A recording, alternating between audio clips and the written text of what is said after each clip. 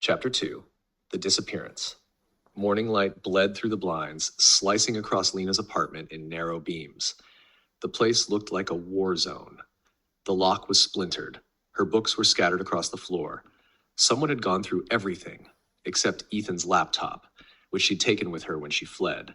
She hadn't slept. Instead, she'd hidden out overnight at an all-night diner off Route 50, nursing bad coffee and watching the door.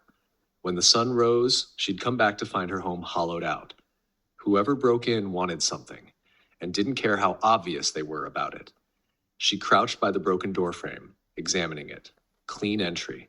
Professional tools. No signs of a struggle. They weren't thieves. They were retrievers. Her gaze fell to a photo on the floor. Her and Ethan, taken 3 years ago at his graduation from Quantico. He was smiling that half grin that used to drive her crazy, his arm slung around her shoulder.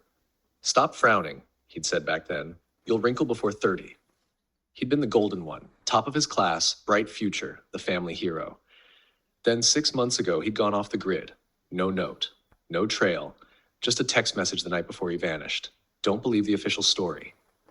The next day, his car was found burned out near Harper's Ferry.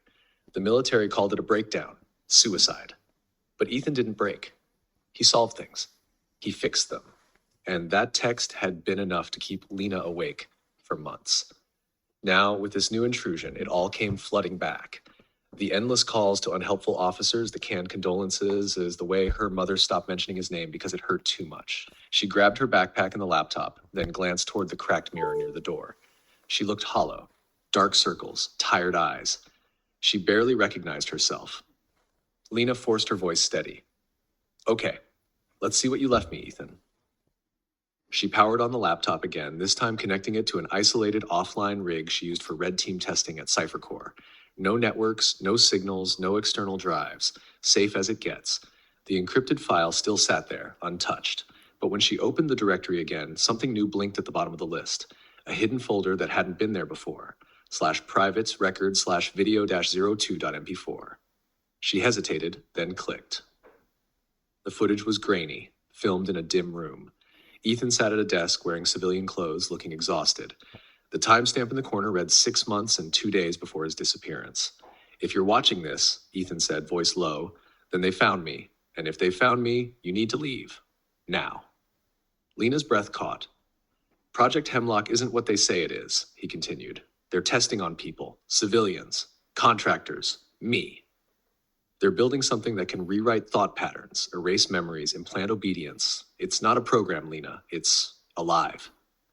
He looked off camera, as if hearing something, then back at the lens. "If I don't make it back, find Vera Caldwell. She was my contact inside. She knows how to stop it." Static overtook the screen, then black. Lena sat frozen, staring at her reflection in the blank monitor. "Vera Caldwell," she whispered. The name was unfamiliar, but it gave her something solid finally. A thread to pull. Her phone buzzed again. Unknown number. "You were warned. Leave the laptop at the corner of 14th and Main by midnight. Do not involve anyone." Her stomach turned. The walls suddenly felt closer, like the air itself was pressing in. She closed her eyes and took a long breath. If they wanted it this badly, then it wasn't just a threat. It was proof. And if Ethan was right, people were being rewired. Lena packed the laptop, slung on her jacket, and stepped outside. She wasn't going to drop it off. She was going to find out who Vera Caldwell was and why Ethan had died trying to warn her.